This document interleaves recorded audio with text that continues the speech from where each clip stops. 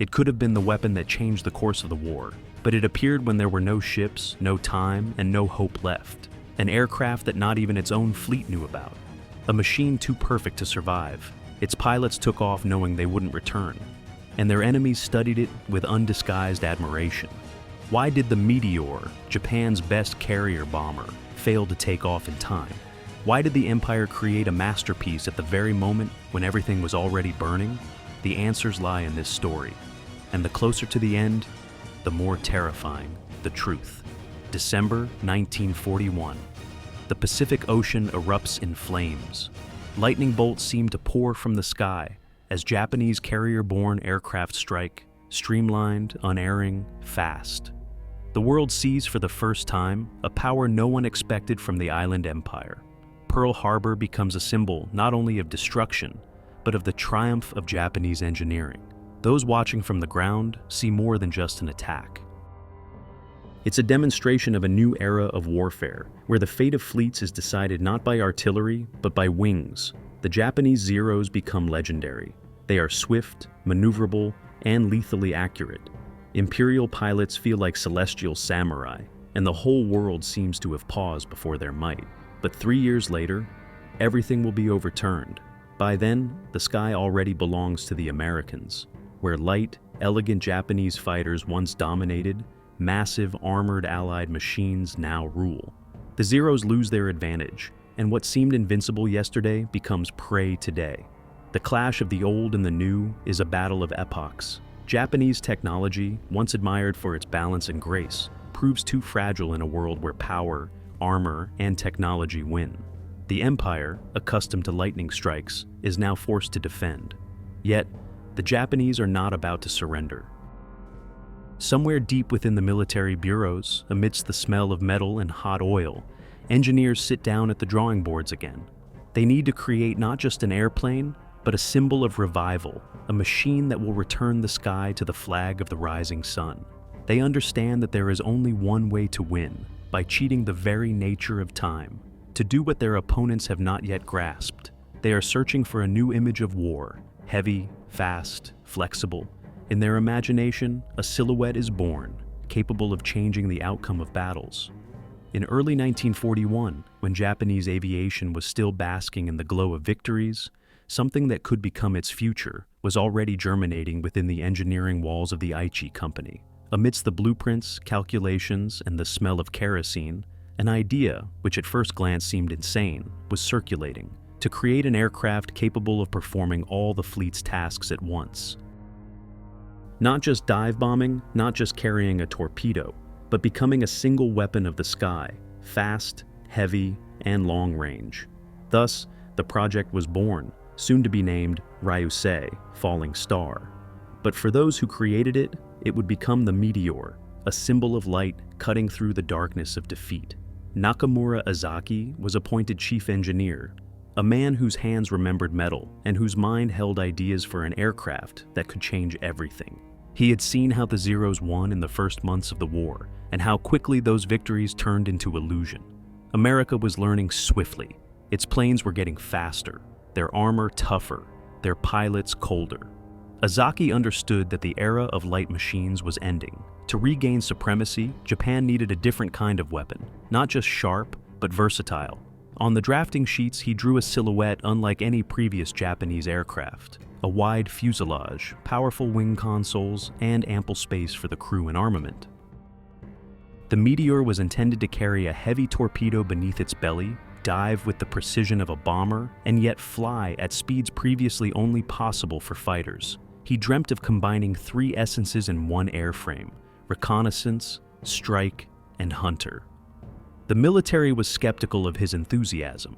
They already saw the front rapidly fading and resources dwindling.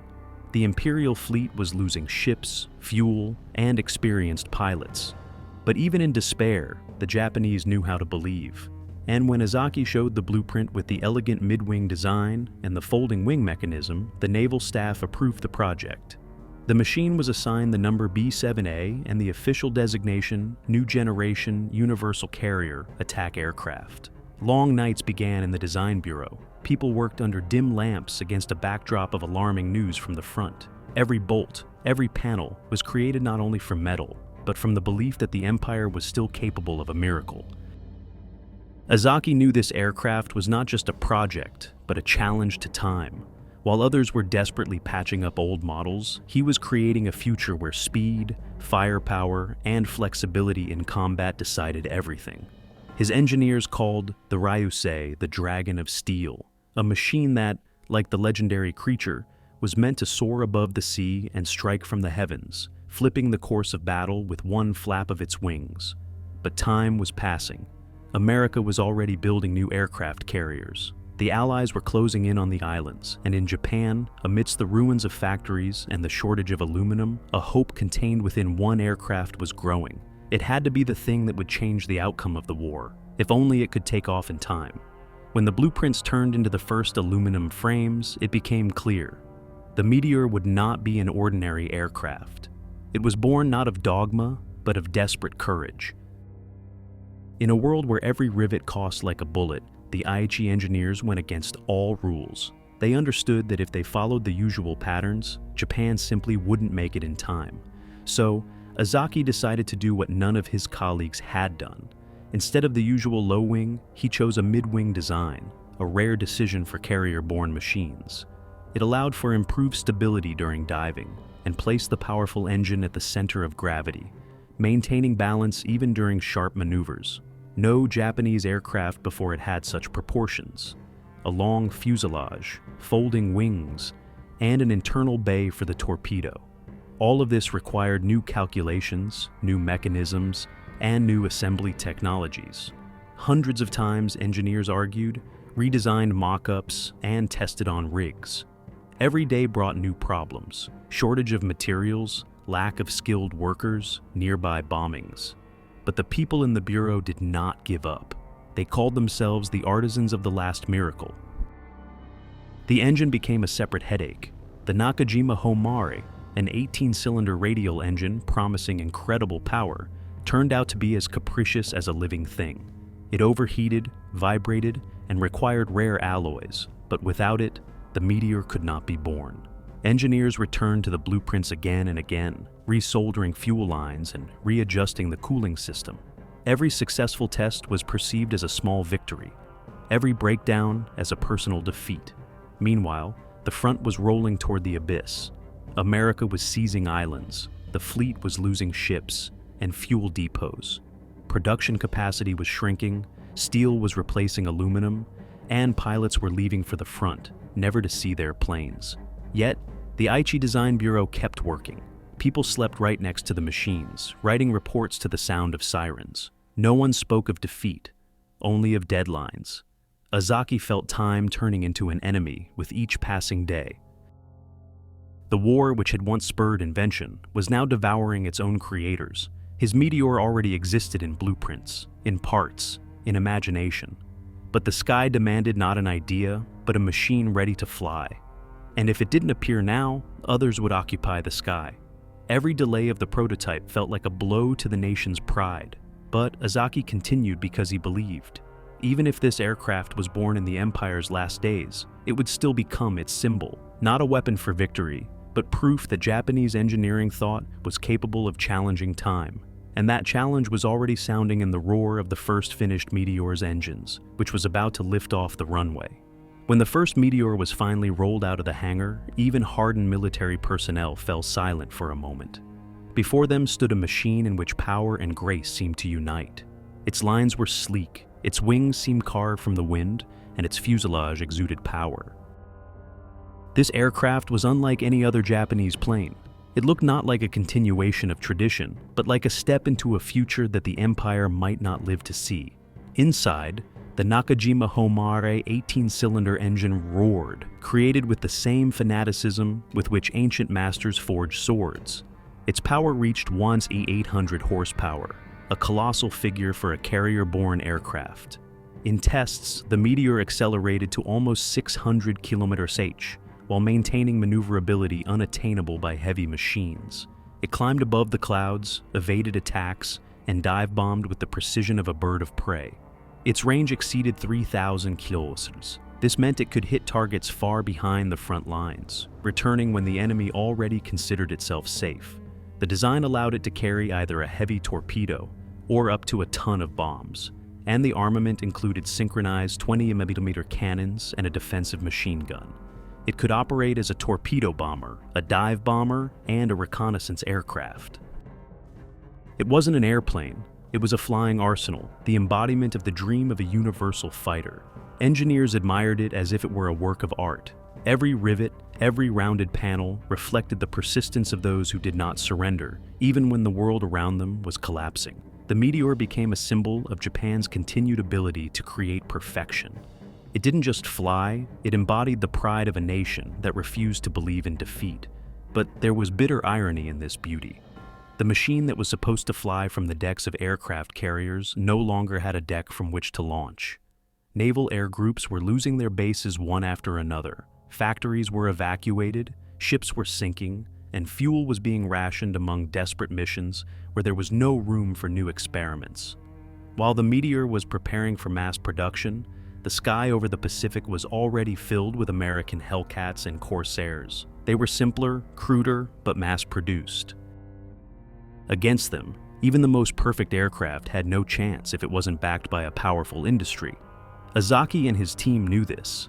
They understood they were creating a warrior who might never get to fight, yet they continued because the Meteor was not a weapon for them, but an idea.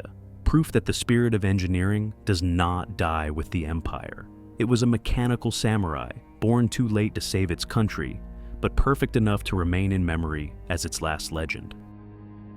By 1943, Japan no longer resembled the confident power that had once set the sky ablaze over Pearl Harbor. The country was hemorrhaging resources, industry was suffocating under the weight of bombings, and the fleet was losing one vessel after another. Every new day brought news of sunken convoys, scorched airfields, and burned depots. The Empire, accustomed to attack, now lived on the brink of survival. And it was at this very moment that the Meteor was ready for launch. Tests showed it was capable of more than expected. But when the engineers delivered the first production models to the military, it turned out there was simply nowhere for them to fly. The decks for which the aircraft was created were disappearing one by one into the sea abyss. The aircraft carrier Taiho, the pride of the fleet, did not have time to take the new squadron aboard. An explosion below deck tore it apart in minutes. The Shinino, a giant among ships, was launched as a symbol of revival, but was struck by torpedoes and sank, never becoming home to its meteors. Thus began a strange era when the newest aircraft were born into a world where the sky for which they were created no longer existed. The machines stood on airfields ready for takeoff, but without orders. Their pilots trained on short runways where the smell of ash and burnt kerosene replaced the sea wind. Where the anthem of victories once sounded, now the sirens of air raids howled. Everything the Empire had built for decades was crumbling into dust. The Aichi factories were evacuated, but this only slowed the inevitable. Aluminum supplies ran out. Parts had to be made from steel, heavy and impractical. Each new batch of Meteors leaving the workshops was smaller, and each aircraft cost more than could be afforded. The Pacific War turned into a clash not of ideas, but of production.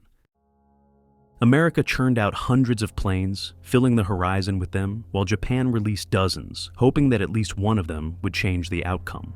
The Meteor was perfect, but its time was over. It appeared when the very concept of air superiority for Japan had become a memory.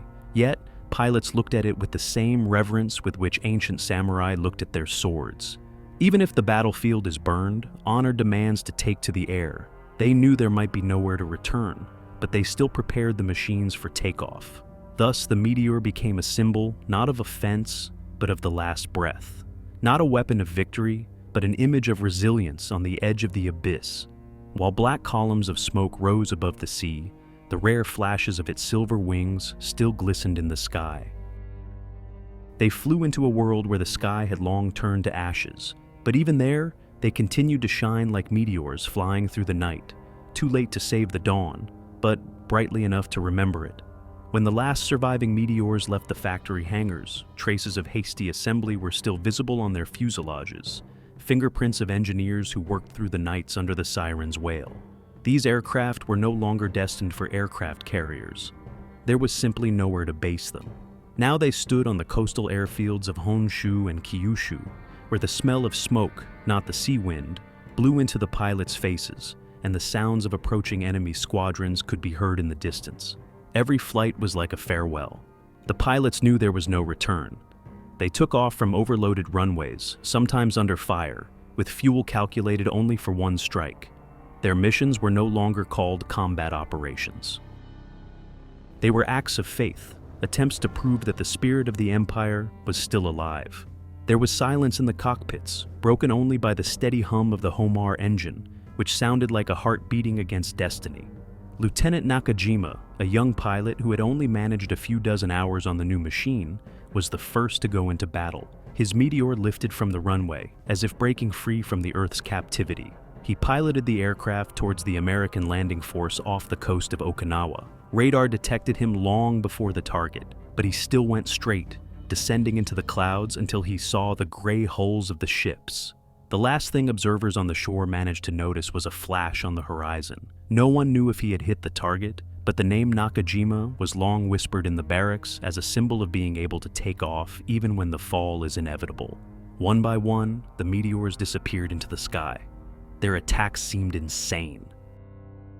Solo flights against dozens of Hellcats and Corsairs, heavy, fast, with a numerical advantage that was impossible to fight against. Americans wrote in their reports that the Japanese pilots attacked with incredible tenacity, as if oblivious to the fire. They entered a dive from the altitude of the clouds and released torpedoes when their planes were already drowning in anti-aircraft tracers. Only tire tracks, tools near open boxes, and unsigned letters lying on tables remained on the ground. The engineers who assembled these machines listened to the distant roar and understood. Each flight was not just a battle, but the last word of a country that refused to admit the end. On one spring evening in 1945, several meteors took off from an airfield in Kyushu. That day, the sun set especially slowly, as if unwilling to disappear. The pilots did not return. The next day, an American squadron entered the area where they were supposed to be. Sailors later recalled seeing flashes in the sky, resembling the fiery trails of falling stars. Thus, the meteor justified its name. It flew brightly, briefly, blindingly. The machine, born of calculation and cold metal, ended its journey in the acts of human devotion and pride. It did not change the outcome of the war, but it became its poetic metaphor, a moment of beauty amidst the chaos, a flight of no return, where every pilot knew that even if the sky burned, it would remember their trail. When silence fell upon the airfields where engines had recently roared, a new era hung over Japan, an era in which the sky no longer belonged to it. The empire capitulated, and all that remained of its military might were charred factory ruins, empty hangars, and a few surviving machines. Among them was the Meteor. It was not destroyed. It seemed too unusual even to the enemies. American forces that seized Japanese airfields found several Meteors almost intact.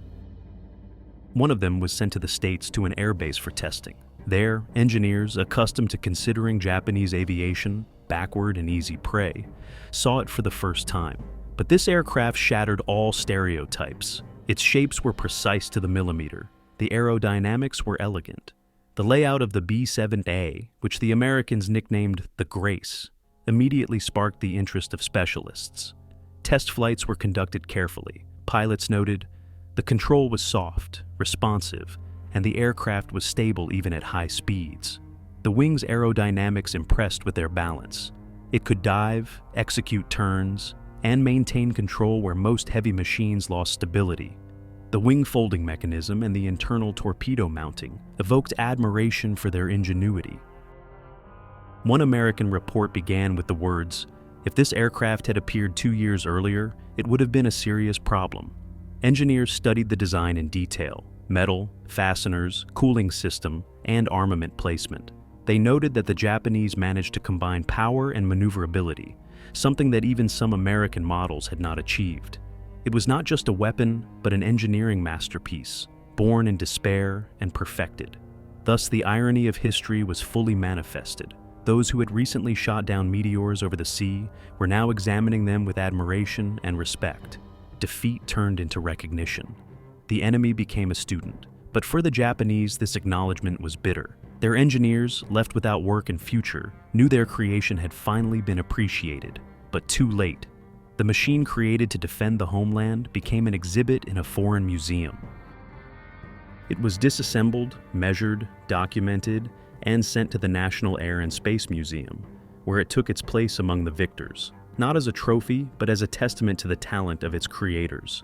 Visitors passed by, unaware of how many sleepless nights, broken hands, and how much pride were invested in this steel airframe. And those who understood saw in the Meteor not just an airplane, but the last page in the history of Japanese wartime engineering. America learned from the enemy's mistakes, and Japan learned from its faith in a miracle. Thus, defeat became a source of inspiration for those preparing for a new era, the era of jet machines. And the Meteor remained between them, a silent reminder that even in losing, one can create something that will make the victor bow their head. In the museum hall, where the air is permeated with silence and the smell of old metal, under the soft light of lamps, stands the aircraft that never managed to change history. Its sleek fuselage gleams as if time has bypassed it. This is the very Meteor, lonely, the last one. It no longer roars with its engine, does not take off from a deck, and does not go into a dive. Now it is a witness, not a participant. The silent guardian of a dream that proved faster than its creators, but slower than the war itself. People pass by without lingering. For them, it is just one of the World War II exhibits. But if you stop, approach closer, you can feel the breath of an era in it. Not only the engineer's labor is imprinted on its skin, the fate of an entire country is enclosed within it. Japan invested everything it had left in this aircraft: genius, fanaticism, pride, and despair. It became a mirror of the empire, strong, brave, talented, but coming to its sunset too late. Its lines tell the story of a nation that believed it could defeat the world by relying on spirit and skill. Its short life in the sky is a metaphor for Japan of those years. A swift ascent, dazzling light, and a fall into ash. But even falling, it left a visible trail. Sometimes children stop by this aircraft. They look at it with delight, not realizing that before them is not just technology, but a symbol of persistence. And perhaps in those moments, the Meteor is still alive, not as a weapon, but as a reminder of human obsession with perfection. Historians argue what would have happened if it had appeared earlier, in 42, not 44. Perhaps the battles off the coasts of Okinawa and the Philippines would have gone differently. Perhaps the empire would have held out longer. But history does not like speculation. There is no place in it for those who were late, even if they were geniuses. Yet, there is something more in this defeat. The Meteor became the last light of a fading era, short, bright, like a supernova flash. It did not save the country, but it became its reflection in its most difficult hour. A machine in which metal met a dream, and defeat turned out to be not an end, but a majestic shadow of glory. When you look at it today, it's easy to forget that this aircraft was created in the hell of war. It seems peaceful, as if it is tired of fighting and has chosen tranquility. But if you listen closely, the distant roar of an engine can still be heard in its silence, an echo of a time when Japan tried to catch up with its own Meteor.